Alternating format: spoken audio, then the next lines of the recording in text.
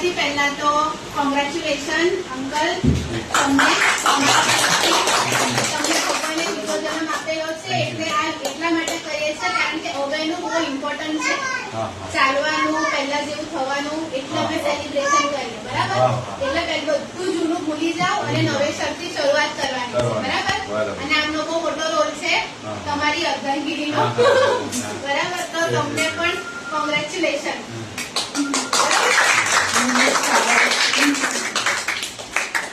કઈ કેવું છે તમને? Thank you very much all of you. બધાનો ખૂબ ખૂબ ધન્યવાદ.